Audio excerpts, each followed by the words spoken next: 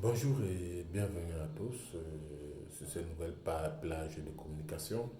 Il s'agit pour nous d'échanger avec vous, de partager avec vous sur un truc très simple en agronomie qui est la filière agricole.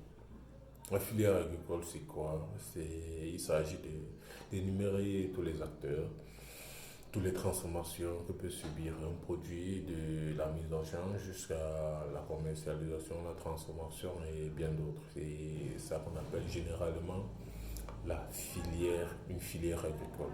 Alors, à côté de la filière agricole, il y a une chaîne. On parle de chaîne de valeur agricole.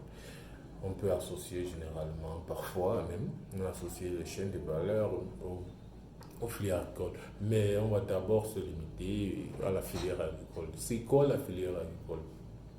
Quels sont les maillons qui constituent la filière agricole? C'est dans ce cadre qu'on va échanger petit à petit. On va prendre des exemples concrets pour voir, pour que vous puissiez comprendre ce que c'est que la filière ou bien la chaîne agricole.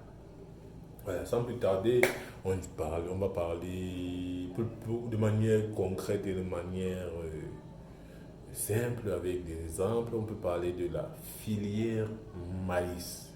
La filière maïs, parce qu'on peut avoir plusieurs exemples. On peut avoir la filière cacao, la filière café, la filière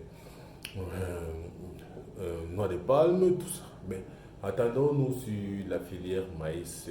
Là, ça va vous permettre de comprendre assez clair et bref ce qu'il en est sur la filière maïs. La filière maïs commence par qui?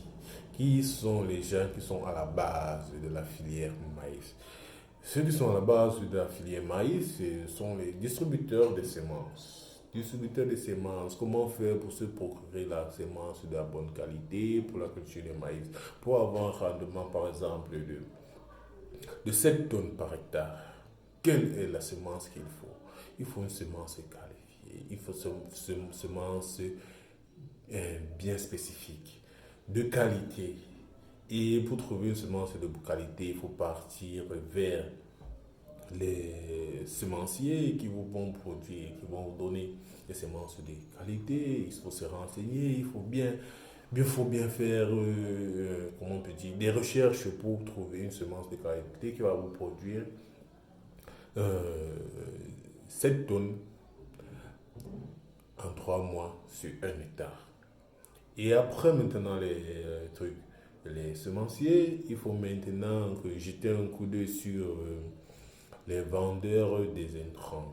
Donc, par exemple, les gens qui font les produits phytopharmaceutiques, et les vendeurs des engrais, les importateurs d'engrais et les distributeurs plutôt. Généralement, on dit les distributeurs d'engrais qui vont vous donner exactement l'engrais adapté pour une culture, pour un rendement de, par exemple, 7 tonnes, quand il s'agit du maïs. Parce que là, on est en train de parler du maïs.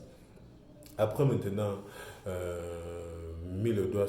avoir mis le doigt sur les, la semence, les distributeurs des intrants, maintenant, il va falloir faire la mise en charge maintenant sur les producteurs, partir visiter les producteurs, qu'est-ce que les producteurs disent par rapport à la qualité du sol, par rapport à la pluviométrie, par rapport aux périodes de semis, aux périodes de récolte.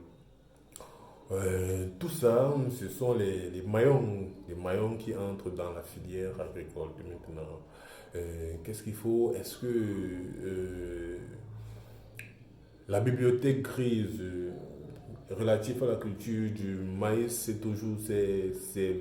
ça se vérifie sur le terrain.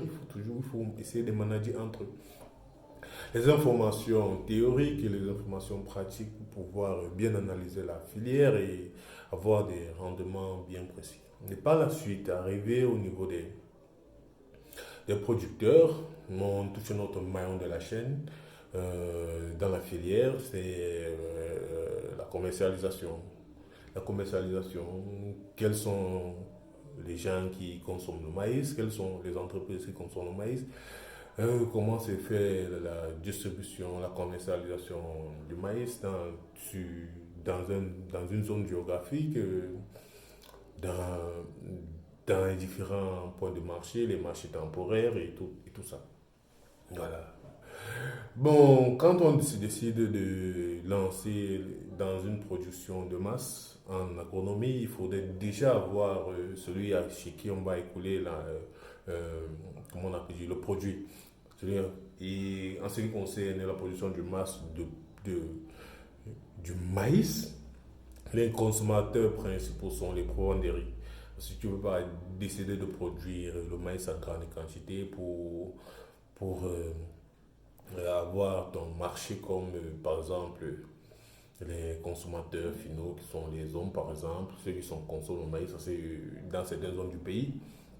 La consommation du maïs est très bas par rapport à d'autres, donc ce qui fait que pour produire en grande masse, c'est déjà pour viser sur les transformateurs qui sont les provenderies, euh, les transformateurs agroalimentaires pour la production généralement des cornflakes,